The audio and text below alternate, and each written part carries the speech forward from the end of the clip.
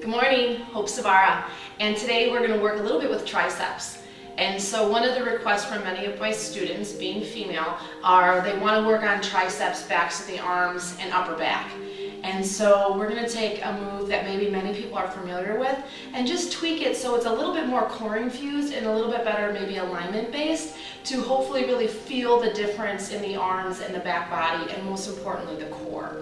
So if you have a foam roller, awesome. But if you don't, I'm going to suggest a set of blocks. Now if you have 4-inch blocks, they're going to work maybe a little bit better than a 3-inch, but use what you have available. So we'll first start with a warm-up, and I'm actually going to use the blocks.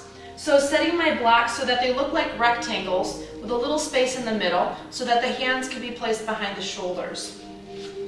If I turn away from my blocks, I'm going to allow my fingertips to curl over the edge. And first of all, just practice sitting tall. So if we're feeling a little stiff or maybe natural body posture just kind of makes us round forward, I want you to, one, bend your elbows and draw the elbows in so that the heart can lift without overly thrusting forward. The feet will be about hips distance, and recognize how my heels are further forward than my knees, because when my hips lift, my knees are going to push forward. So rolling the shoulders open, I can just stay here even with my elbows bent. I feel a really great chest opener, and this is just a nice starting point. As I ground through my feet, so my toes spread, the point behind my big toe, the point behind my pinky toe, and the point on the inside of my heel are all going to anchor into the earth so that not all the weight is only on the heel of my foot. This is where many people go wrong. All right, nice big breath in. Fill your lungs east to west with air, and as you exhale, the pelvic core is going to engage. So I'm feeling my anal sphincter contract.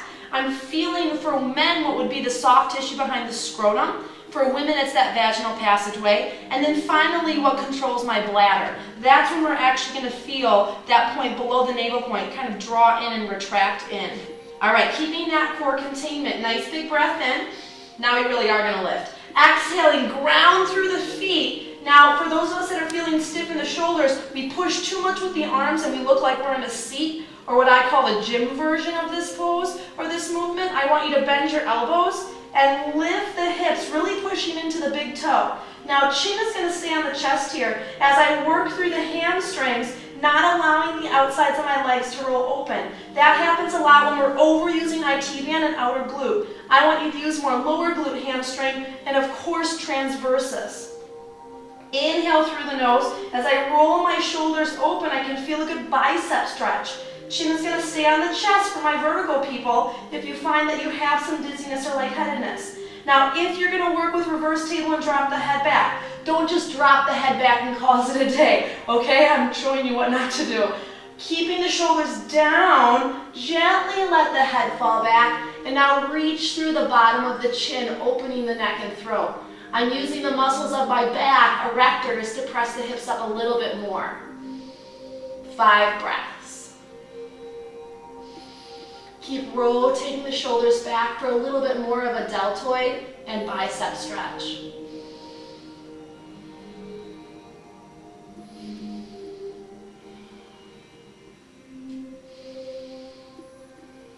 One more breath.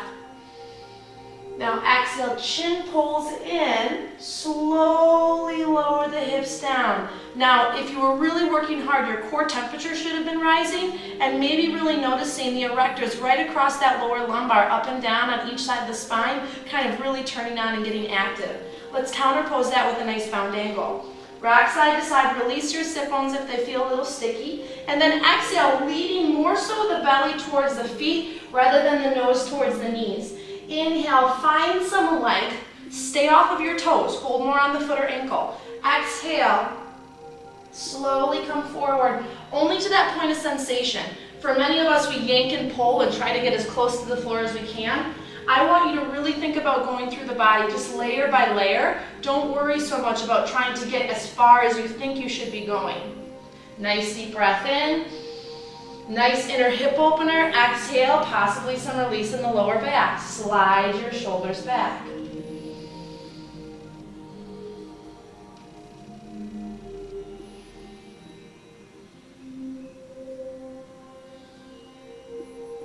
And now inhale Inhale, slowly coming up. Nice job. Close the knees together with the support of your hands. I'm going to exchange now my blocks for my foam roller. Now obviously if all you have is blocks, use your blocks. I have the availability of a foam roller, so I'm going to switch out. Laying your foam roller down like the cross of a T, just try to make sure it's as straight as possible. As I turn back down, now we're really focusing on instability. So you'll notice obviously the roller is not flat like the blocks. We're going to activate muscles that we wouldn't normally otherwise if we were on a flat surface. So it's an extra little bonus. I call them the snaps between the muscles because there are instability muscles, the ones that it's like walking at Pike Lake State Forest around by me versus always walking on the road. You feel much different when you go for a hike versus if you only road walk. This concept is very similar. All right, so hands come back behind. When I'm setting up my hands, I really want you to pay attention that the arms don't go too wide. Okay, so bringing the arms together a little bit closer, let the elbows draw in. So this alone, I'm really working on some openness through my chest. Let the elbows bend. Try not to go straight right away. This is some work for the wrists. So just being attention and mindful as far as where the hands need to go and how that feels for you. If you need to, this is a cork block. I would say do this with a foam block. You can also place a block between the thighs to really recruit more of that inner core line and also more of the inner thighs. So I like to call the inner thighs the pelvic floor's favorite neighbor. When those guys activate, the pelvic floor is more apt to kind of activate and draw up. And we need all the help we can get, right? All right, so here we go. Inhale, roll the shoulders in, elbows pull in. I'm sitting tall rather than thrusting forward. Anchor and spread through the feet. Inhale deeply. Now exhale, my pelvic floor engages. I'm using the muscles in my back body, coming back up again into that reverse table. Roll the shoulders open, either chin at the chest and looking down the line of my core, or gently dropping the head back. I'm going to keep my head lifted here. Let's go 5 breaths. Inhale through the nose, ground through the feet. Exhale, lifting the hips. It's a good sign of some definite good glute and erector work. Breathe wide. Exhale, draw up internally on the pelvic floor.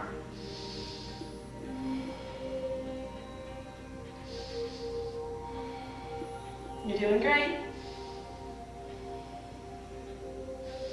Exhale down slowly, this time shooting star. So heels are going to go further away from my pubis bone, knees are relaxed out, gently drop your body forward. And we're just going to extend the arms out over the legs this time to really focus on back length, considering that we're working the back muscles. Inhale through the nose, draw your spine forward without dropping out that rectus and transversus on the front body. Exhale, let your body fall. Nice stretch now through the outer hips, different from those inner thighs when we did the bound angle.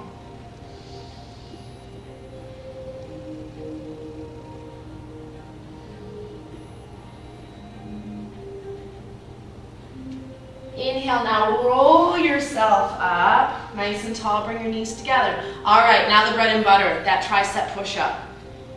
I'm choosing either to come on my foam roller, or I can go back to my blocks. The foam roller will move, so it's creating that instability, that non-stable surface, obviously more of a challenge. Otherwise, going back to your blocks, you can also use a chair or a ledge. When we're used to seeing this in the gym, it's what I call the hip dip. It's more the pelvis moving, and the triceps are maybe kind of working, it's secondary. I want your core to be primary, your arms to be secondary. The muscles of the backs of the legs help to keep you pushing up continuously, rather than constantly, if my wrist was my hip, hinging in the hip, okay? We want to really keep that hip nice and long, so we feel long like a piece of plywood. All right, feet. When I anchor my feet, I want you to get out of the habit of externally rotating, okay? Unless you're a dancer for the New York Ballet, I want you to work neutral. So pressing down through the mound behind the big toe, pressing through the feet. You're also going to get this really great stretch through the top of the ankle and shin, which we can also benefit as well. Hands placed the same places they were before. I'm just going to check my roller. Okay, looks good. Behind the chest, roll your shoulders open. Elbows are slightly bent. Notice how I'm not pressing the arms straight right now.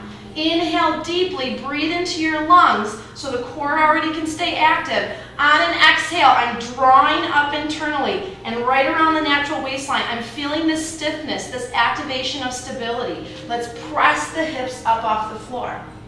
So now if you're stronger in the outer hips, this is you. You really want to roll out. Keeping the shoulders back, press down through the feet, a nice reverse plank. 1, you're just going to stay here, okay? Absolutely if you need to. Otherwise, 2, bend the elbows and exhale, press back up. Nice, inhale, bend, and exhale, press up 2. Nice, keep the elbows pulling in. Inhale, bend, exhale, press up 3. Yes, your feet will lift, but try not to externally rotate. Press in and exhale, 5 and 6. I'm really using my rectus, which is the front of your belly, that six-pack muscle, just like you would in bridge pose. 8, triceps are working. 9, lift the hips. And 10, inhale, nice breath in. And exhale, slowly lower your hips down. Nice job. Really feeling the back body. Let's go back to bound angle. Inhale with the hands behind, sit nice and tall. Let the knees fall towards the floor. Not leading with the drop out of the belly, but leading with a long spine. Belly first meets the feet rather than nose to the knees. Now I can keep my hands behind as long as I'd like to, or I'm going to swipe them around and create an extension in my back muscles. Pin your sacrum and tailbone to the floor. As you inhale, lengthen yourself forward. Nice full breath in. Nice, soothing breath out.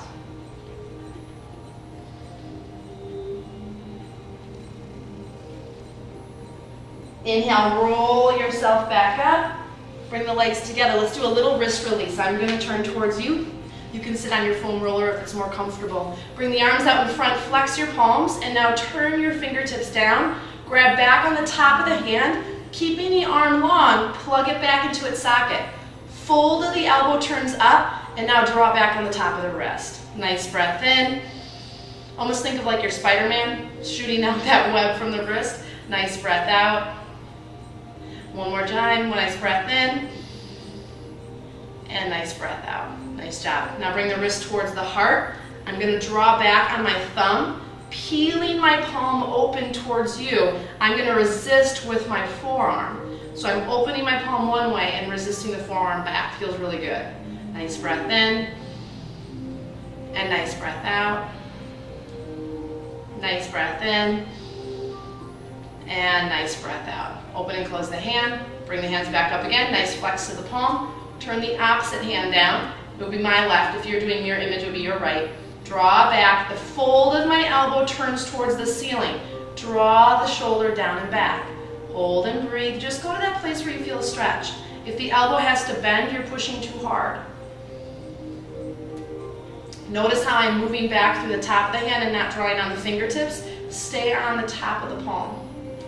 All right, now that hand goes to the heart. My opposite hand's coming around. I'm going to grab hold of my thumb and use my opposite thumb, the hand that's grabbing on, to actually press into that twist. So peeling the arm open, sit nice and tall, resist with the forearm the opposite way. Nice breath in, and nice breath out. You're doing awesome. These are great wrist stretches to be doing if you work at a computer long term, a lot of texting, anything with fine motor skills, holding a hand tools, that kind of thing. These are going to be really great for. And this is all the stuff we always forget about, where it's like, oh my gosh, yeah, my wrists are so sore, and we're so focused on all these bigger movements. All right, open and close the hands. Roll the wrists. Excellent, nice deep breath in. Bring the arms up. Now let your heart lift. Exhale, bring all that you need into your heart for the day.